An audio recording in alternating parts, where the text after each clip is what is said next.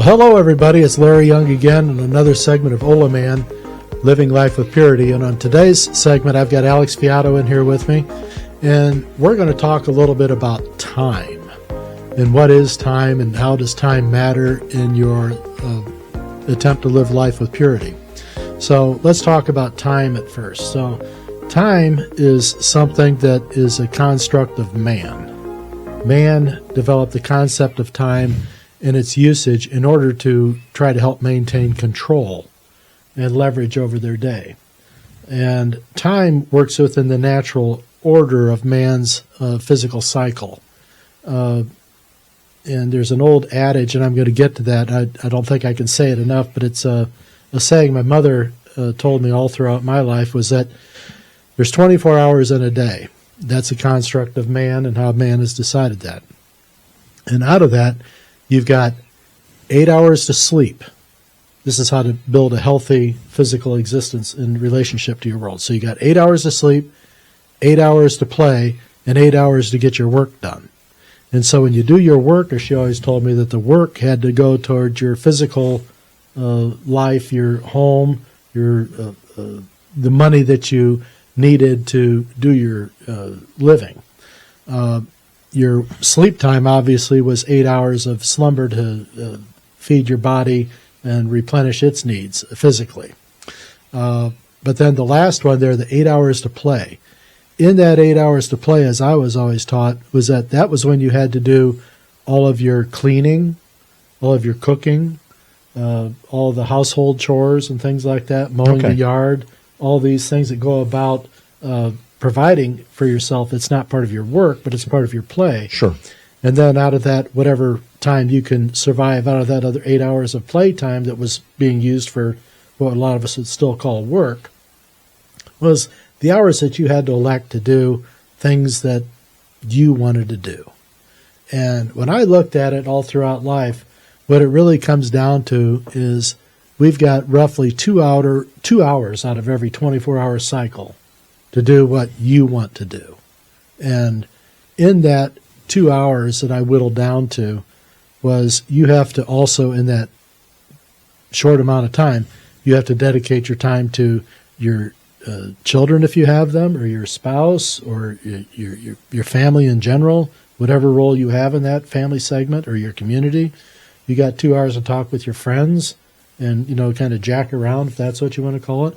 Or you got 2 hours to sit and, if you're going to spend it watching television or whatever pursuit you choose, this is where you could elect to do things. So, and I'm going to try to just jump right into the theory of the 888. So you got your 8 hours of sleep, 8 hours of work, and that's, for most people, work involves selling their time to somebody else in an active employment arrangement. And in that 8 hours of time, I would submit that you don't really have a whole lot of options to choose about how you're going to live your life with purity. There's obvious ones, how you deal with coworkers or customers or just anyone else throughout the day. That's an obvious one. But as far as electing to do this, that, or the other, a lot of those things are determined by your employer and the methods that they put down.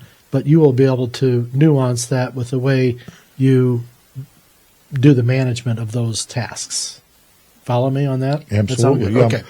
So what I'm trying to get at is, while you're sleeping, you really have no control or questions about your use of time, and there's no question about purity in that regard. During work, that gets whittled down quite a bit. Do your subordination to your employer. Comment a little bit more upon sleeping. What is that? How does that rejuvenate us? What happens we dream sometimes.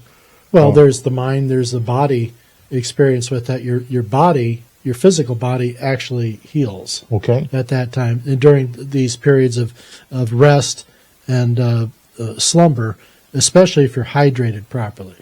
So water's important. Water's very important. Okay. And so many people don't follow a common practice that was taught years and years ago, is you always drink a full 12 ounces of water before going to bed.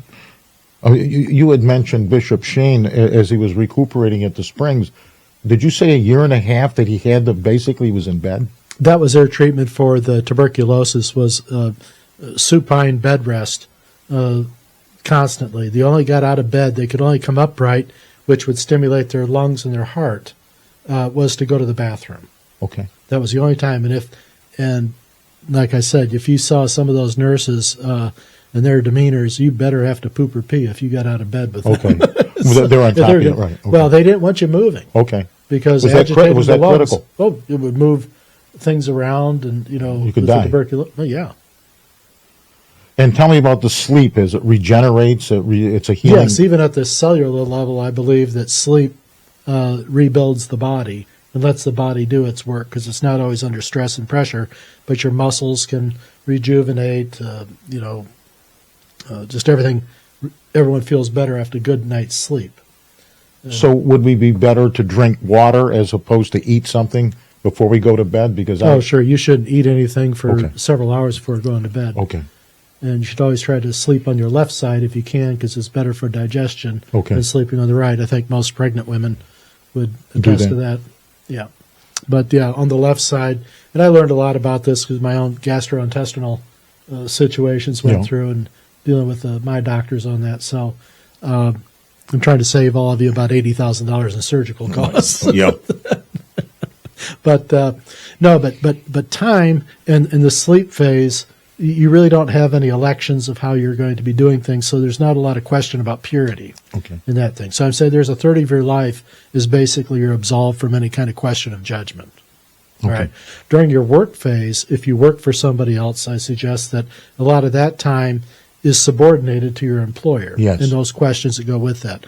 I don't dismiss your other obvious demeanors that need to go out throughout the day, which would suggest purity in your regard for other people and the way that you behave. Okay. You can still be doing things with purity as you're working for somebody else. Okay. And these are what a lot of times you would see these, super joyful types of employees, that are just, make you want to go to that certain place to do business because they just make you feel good. Sure.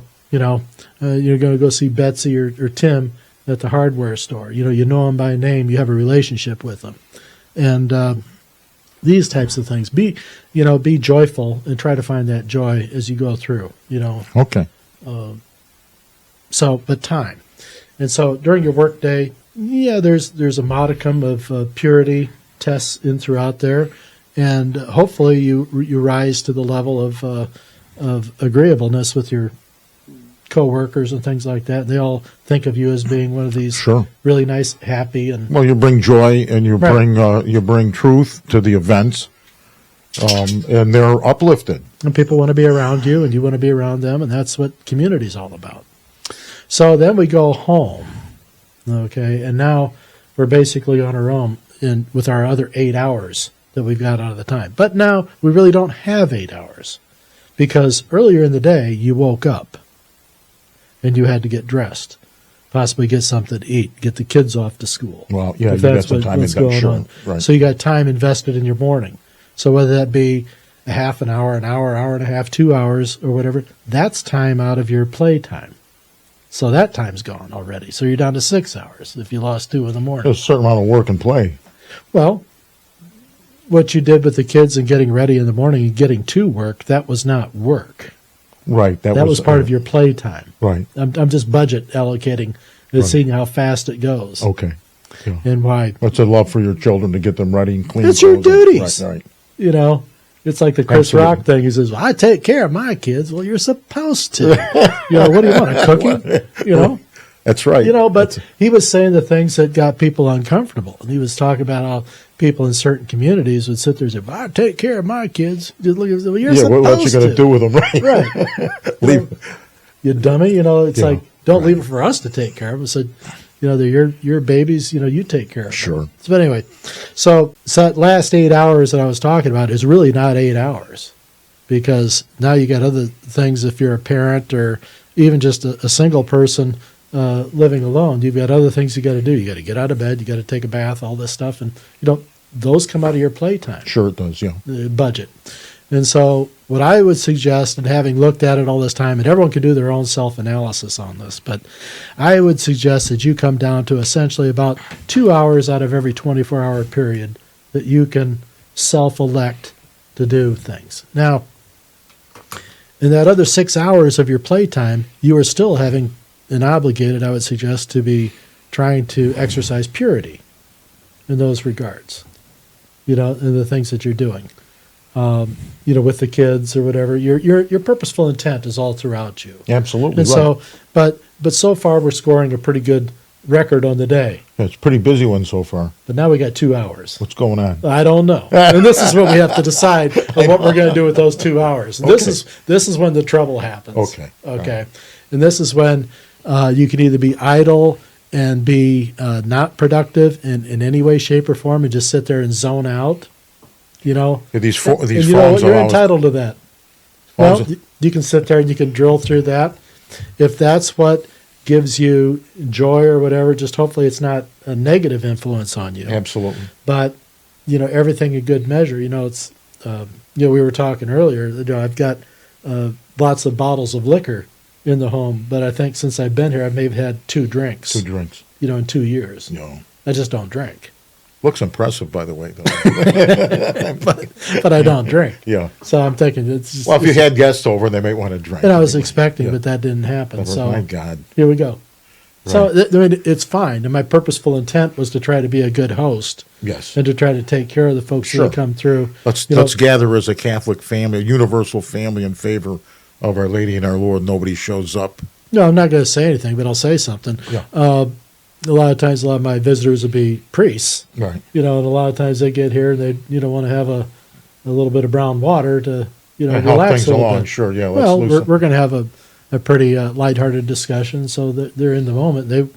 Fine. So I had it there for them, but that hasn't been the occasion as of late. So I mean, That's all right. I'm just saying I'm dawdling here, but in those last 2 hours, that's when the trouble happens Okay. in most people's lives, because they don't have anything really to do, so they have to start choosing Right. what it's going to be. Some people are productive; they'll go out for a run or something like that. Go have some Sure. alone time. Absolutely. Get that solitude. Work on the body. Yep. The mind spirit kind of thing. A solitude. Explain that a little bit. That's a real important concept. You need to spend some time alone every day. Okay. And you need to have those private thoughts to where you can just sit and shut up and listen to God try to reach you. Okay.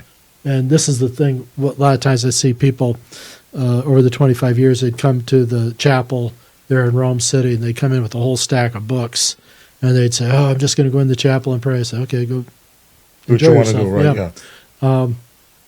Yeah. And I tried to, not have any cleaning going on, so I try to be, helpful to their mission that day. They'd come out a couple hours later, just exhausted. And I said, "What happened?" Yeah, really? And they're going, "Oh, I've been praying so hard." And I said, "Oh," I said, You really. I said, "What have you been doing?" "I've been praying this, that," and they're showing me this whole stack of books. And I go, "Wow." Yeah. And I say, I take all the books and I put them over here and I set them down. And I said, "Now go pray." And they look at you like you had 3 eyes. And I said, "No, go pray." They go, "What do you mean?" I said, "You've been doing all the talking. God's just been waiting for you to shut up." Good point. Yeah. Go in and sit still. Yes. You go in there with all these books, and I'm sure it's got great, grounding of faith. Yeah, there's and good stuff like in the that. books, but you're not quiet. But right? it's not you. Right. It's not you. You're enough. God knows you.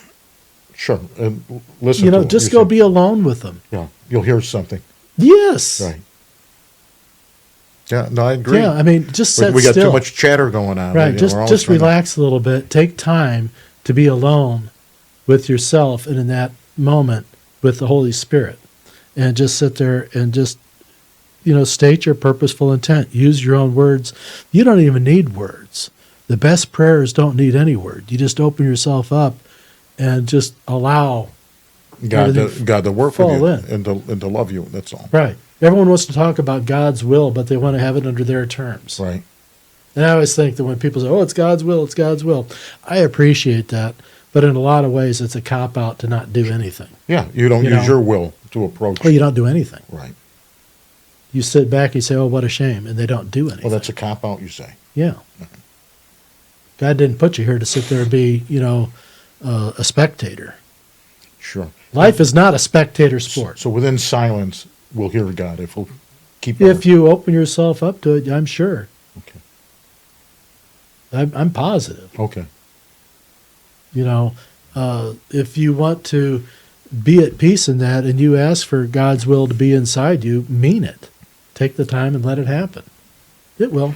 So we're mainly the resistor, is what we are, like a resistor. Of course we are. It's like when the one episode I talked about, you said, well, why don't we ever, relax this? It's because we always want more. Right. We're always challenging and wanting, the next thing or something like that. We're never quite content in the spirit and the things that we've been given, because we're always comparing ourselves to other people and other things and other people's experiences, and we're missing our own. We should pay attention more to ourselves. We should work on our own. We should take that 2 hours that you got there and go do something. Right. The idle hands and stuff like that, that's where trouble happens. You start getting involved in and things. People stop thinking, and they start taking other people's thoughts as being the correct ones and not questioning it. Right. When you're a kid, all right, what does every 14-year-old kid know? Nothing. Everything. They know true. everything. And I remember. And your parents are so stupid. I remember thinking that when I was 16, I just about know everything. I don't know what else I can possibly know. Right. And I'm thinking, why would I even think that? But right. Well, now it's 14 years old. Oh, is that? Yeah. But it's you can't tell them anything. Oh, they want to hear it, yeah. Well, I'd be giving talks. I remember one time just a few years ago, and I love this kid who did it. He's a phenomenal young man. I'd vote for him for president if I lived that long. But this kid, I was in the batting cage. I was a hitting instructor at the old high school that I used to play at years and years ago. And I was talking with him about the mechanics of swinging and things like this. And this kid was like one of the smartest kids in the entire state, I came to find out. Is that right? But I'm sitting there talking to him about body mechanics and things like this, and I'm trying to get him to swing down on the ball so he can catch the fly of the ball, catch it so the ball comes off with a backward spin to fly out of the ballpark. And I said, you can't hit down on a ball if you keep dropping your back shoulder. He goes, well, yeah, I can. I said, no, you can't. It's impossible. So you're watching every movement this guy has. Well, I've studied all this. Okay. I mean, in kinesiology and in school. Is that right? I was as a catcher for the lover of baseball team. and what we do is we'd break down swings with high-speed cameras. Wow. And we would see every movement. Okay. And I was the model that they used for the left-handed swing. Okay. Because you could hit the ball. I had a really good swing. Okay. It was a model swing. So when you told him you're dropping the shoulder, he says, no, I can do it that way. I said, no, you can't. I can do it. No. I said, no, you can't. I said, it's impossible mechanically to do that. Okay. With the body that humans have. I said, a monkey can't do it. I said, you can't do it either. Okay. And but this kid, he just left practice right away, and he fact-checked. He did? Yeah. He went Smart and fact-checked kid, me right then, because he wanted to see if I was BSing him. Yeah. And he comes back, and he goes about 15 minutes later, he says, hey, coach, he says, I looked that up. He says, you're right. I said, right about what? He says, about keeping the back shoulder up. I said, you dumbass, go do me 5 laps. Did you tell him? I said, yeah. I said, you're going to sit there and question me. I said, that's right. You I'm the dumbass, coach. go take 5 laps. I'm not just opening my mouth because I think I know something. Right. But right. He kind of wasted a little bit of my time, but it's funny. Now That's okay. Now he's a really good friend. Well, at least he actually looked to see. He looked at it and he came and said, yeah, you're right. Yeah. I said, what, you question me? Go take 5 laps, you dumbass. Hit the phone. Yeah. Last time he'll fact check me. Wow. At least on that. But with this 2 hours that you've got to deal with each day, you've got some tough choices to make in there. Are you going to be selfish about it? Use yourself. Are you going to spend some of that time in prayer? Are you going to try to spend a little bit of that time? Purposeful intent is right. Again, this is where these decisions are made, and I'm not here to tell you how to do it. I'm just trying to make you aware to do something. Everyone says, whenever anyone says, "You want to go with us?" Oh, I just don't have the time this weekend. I don't have the time. I wish I had the time. And someday we're going to make the time for that. Yeah. And these are a lot of things that slip by the human calendar of our lives. They just pass by, and people don't make these appointments, these commitments to do these things. And then they end up later on in life lamenting that they did things because they didn't manage those 2 hours out of every day. Absolutely. And what I'm trying to get across is, say if you were to live, average life expectancy, 75 years? Right now, I hate to burden anybody. I mean, I got 2 years then. well, I'm rooting for you. Okay. So probably the only one that's going to root for me. He couldn't hold it together at 73. Jeez. He knew he was on his way. It's 73, man, the wall. He told me this was Rubik's Cube because I couldn't figure it out. Well, that and the toilet paper roll, we'll figure it all out together. So, hey, there's something and you told me this story. It's a beautiful story about purposeful intent and taking the time. And Larry was, I think, heading towards Chicago, and a person got in a car accident. Oh, no, that was that evening. You want me to tell that? Yeah, please, if you would, because this is purposeful intent. What would you do with your time? I mean... Well, this is purposeful intent overlaid with baptism and commitment. Yes. And it was a Sunday evening late. I was driving back from my home outside Chicago to be back at the property for first thing in the morning on Monday. Okay. And I was coming down the highway that stretches out in front of the property, and it was several miles north, the blank stretch, no houses, no nothing, all farmland on either side. Okay. And I saw up ahead of me, about a half mile up the road, I saw a car, go off the side of the road, lights flying this way, that way, and all like that, and stopped. And so as I'm driving up on this thing, I get up there, and I see this car head on into a telephone pole over off the side of the road, and, the steam coming up and all like that. And I get the door open, and the driver's in there, and he's not in good shape. He wasn't wearing his seatbelt, and he got the window, and he was bleeding out pretty bad. And this man was still conscious, and I grabbed a hold of him, and I was holding him, and I said, just first instincts, just out of the box, I said, do you know Lord Jesus as your Savior? And that's not me. Well, but you knew he was in serious. Well, but that wouldn't have been my first thing to say. All right, okay. That was not. So the Holy Spirit's moving you. Someone was using me at that point. Very good. So that's what I'm trying to get across. And he says no, and I said, well, you're going to know him now. And I said, I'm going to hold you here. I'm going to baptize you. And so I committed to him. I said, Lord, take this young man, or take this young soul, this child of yours. He was an older man. Did he consent that you could baptize Yeah, him? Okay. he was. The guy was on his last. Okay. And I said, well, you're gonna be committed right now. And so I basically said, Lord, take this this child's soul now, who commits himself to you. My God. At this time in his life, please take him. Yes. And I commend his soul to you. And with that, I prayed the Our Father, and the man knew some of that. He was gurgling along, but he ended up expiring a few minutes after that. Dear Lord. And EMS got there a little bit later. They pronounced him dead. But in these moments, the time, I had never, it's outside of your demeanor with people. You would not have said that. No, but I just said, you're going to know Jesus right now. That's amazing. And so I've been told that was a valid baptism. Maybe not the best that could have happened, but it was the best in that moment. And so, but that wasn't my idea of going up to render aid, but yes. It became the Holy Spirit's. Unbelievable. It's believable, but it's profound that because anyone knows me, I would not go up to anyone who is I can concur. He normally doesn't do that kind of a thing. He's not a churchy person. But he is a person of. Well, I don't know. I don't know all the details, right, and stuff like that. My intent is to try to help. Oh, absolutely. But it's not It's- but I don't know this. Here's a stuff. man that says the last moments in time accepts Christ and gurgles as he's backing out of this life into the hands of Christ. This is taking a soul.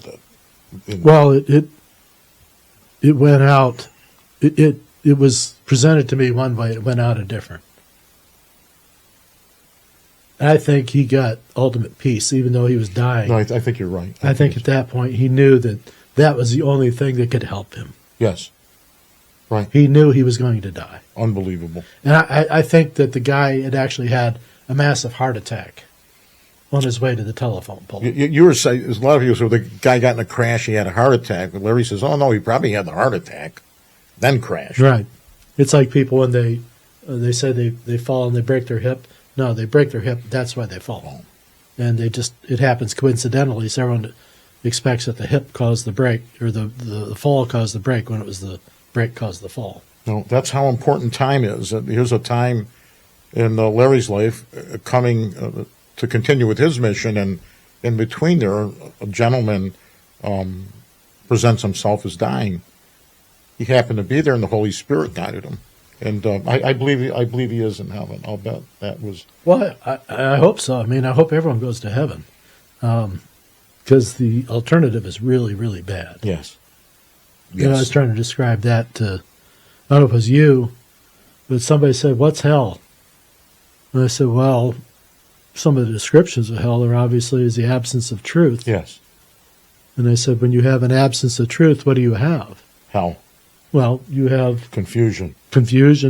No trust, no accusation. accusations. People tell stories, that they are looking for, recognition on, and you can't trust it, because everything's a lie in hell. I can't imagine. Imagine how that would be. Terrible.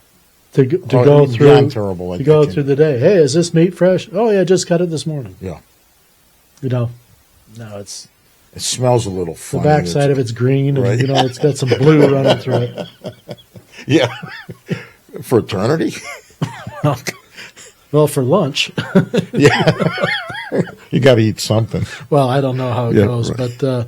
But just having that as being just one of the elements, and then they say total darkness, and I've never seen hell. I think I've probably felt hellish. Yeah. Sometimes with some of the attacks. Sure. But I can't say that. I can't say that I've seen heaven. Right. But I've seen heaven's light. Sure. Yeah. But that's enough.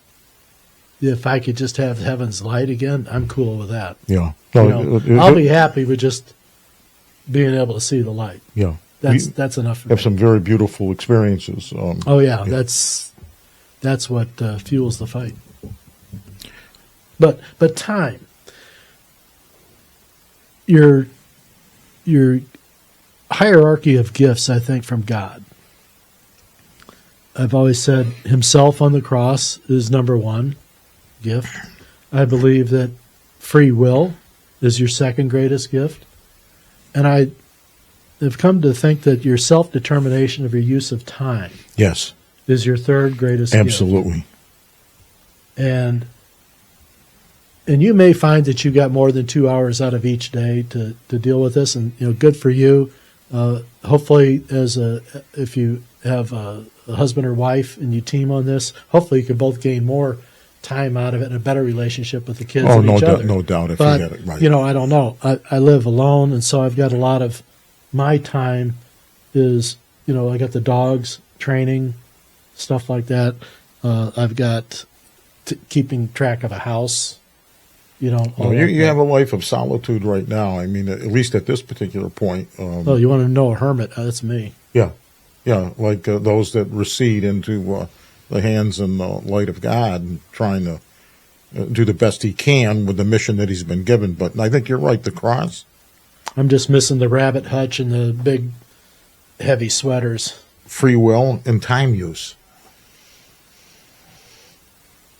Those are great gifts. Yeah, they are. And at 73, believe me, folks, I think Larry was saying, you don't go to a lot of weddings, you go to a lot of funerals.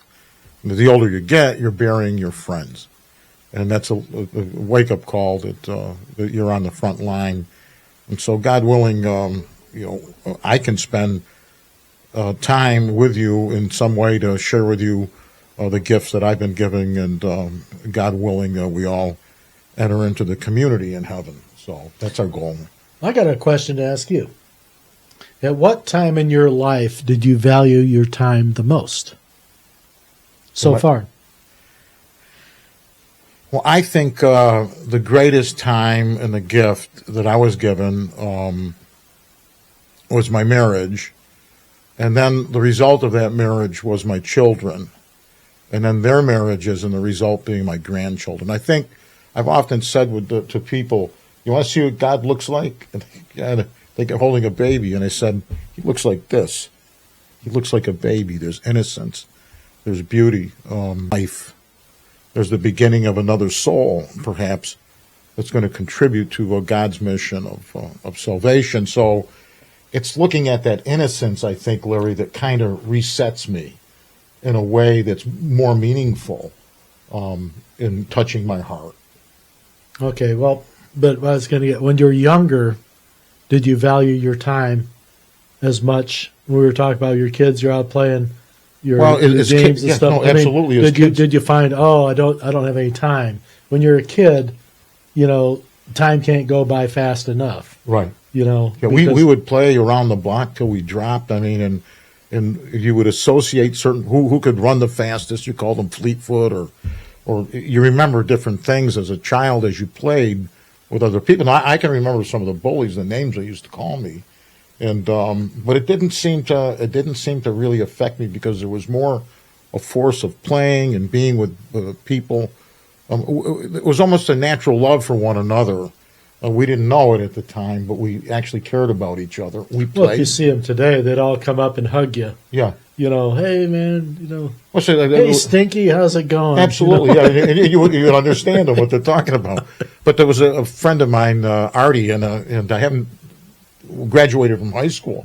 And I said something about, he goes, well, why do you say that about me? And it was, I said, well, I said what one of my grandkids said. Well, I said, Artie, you're in my heart. You know what I mean? I remember you as a young kid and stuff, and I can remember your voice and the tone and all the rest of it. Well, you're in my heart. Not that I'm, crying, slobbing, just saying it's part of our experience. And you remember it so vividly. Yeah. And some people stand out, and Artie's lucky in your life that you did remember, because so many other people have passed through your doorstep. Yeah. With the restaurant, yes. Things like that. Yeah. But when there's certain episodes in life, and this is also an element of that time. Yeah, absolutely. Okay, and what gets heralded along the way, and those things that you take with you. Yes. As your memories and your pleadings as you go through, and you remember your life's existence and how it's added up and how it's brought you to this point. Absolutely. These are all the things that marry into that. There was a guy that I was cooking one time, and he and his wife had come into the restaurant countless number of times. And he came around, and I'm cooking, and I look at him as I'm cooking, and he goes, I said, hey, how you doing? Well, he was coming in to say goodbye, because the next couple of days he had passed on. And so it's almost as though he was telling me, see you later. Yeah. And I'll say, my God, because it was a different, that look they give you. So he's not just saying hi, he's saying goodbye. And it seared into my mind. I mean, when I was younger then, but now I'm older, but I'm getting more and more a sense of that time, how precious, even that look, even that sense of communication, the importance of it. The time that you spent with that poor man that was suffering and got in the accident, what will you do with that time? Purposeful intent.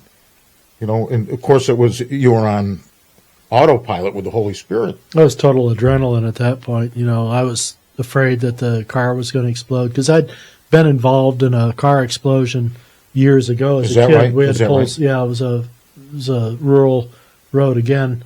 It's like a bomb, isn't it? Well, the car is on fire, and the old carburetor cars back in the day. Yeah. And we're not thinking about that. We're trying to get this person out of this burning car. Right. And they were kind of wedged in. Wow. And there were three of us tugging on this guy, and we ended up finally getting him through. We don't know if we broke his leg Well, doing that if it was already either broken. going to burn or we're going to break. Well, we're just trying to get this guy out of there, and Yeah. we're trying to get away. And I kid you not, it was just like in one of those TV shows. Yes. We got about 100 feet away or so. Boom. The damn thing goes boom. Oh my God! Like, yeah. Sure, but you have the jaws of life, and sometimes they're scrunched in. You can get any Well, you just had 3 teenage kids that were on top out of it, right? drinking beers on a country road that shouldn't have been out there to begin with, but we were in the right place No, thank to save God. this guy from blowing up. Burning, Yeah. to death. Wow. Well, time's important. Larry's talked about 3 sections: 8 hours of sleep, 8 hours of play or being at home, and 8 hours of work. And in between that, whatever the good Lord brings your way. It was always you work 8 hours, you sleep 8 hours, you've got 8 hours to play. Now, what are you going to do with it? What are you going to do with it? And that was my mom asked me all the time. And I was talking with her the other day about that, about the element of time. And she said the same thing again. If you keep that balance in your life, that's the realm of successful people. Don't short shoot yourself on the sleep. You need that. Okay. So everyone knows how grumpy you can get if you don't get sleep or something to eat. Don't eat before you go to bed. One of the worst things you can I do. got to work on those things. Drink that water. Yep. Try to get good slumber, turn the lights off, those types of things. Get good, gainful sleep. Didn't mean for this to turn into a health channel. No. But these are basic things. It's all part of it. I mean, we're physical, spiritual. We're Take part care of of the yourself community. and We're all. mothers and fathers. No, you're right. You got to. But I'll eat before I go to bed. It's 1,000 times. Don't eat. I'll stay in front of the TV. What are you up for 4 o'clock in the morning? And he's right. Turn all right, little recreation, but go to bed. Mm-hmm. You're absolutely right. I mean, we are physical, social animals. We're spiritual. And we need it all. We're not meant to live a life of isolation.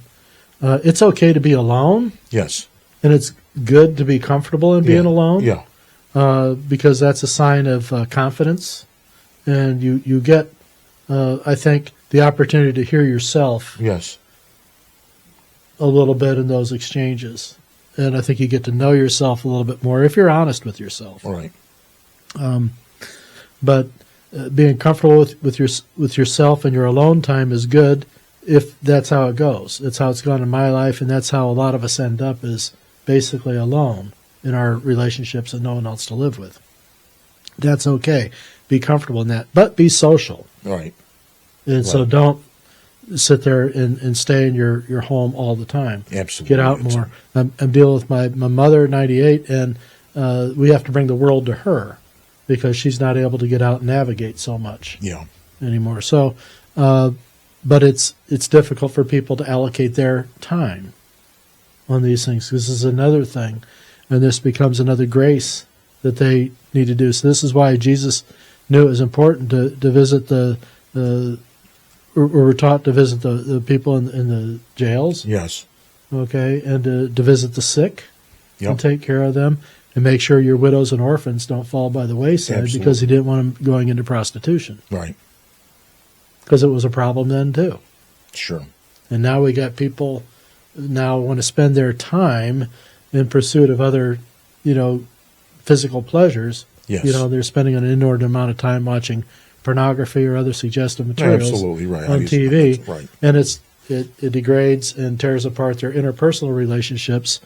And but this all started back in the 1960s, and we'll talk about that in another segment coming up here, because I'm a lot of things to talk about that's happened in my lifetime. Absolutely.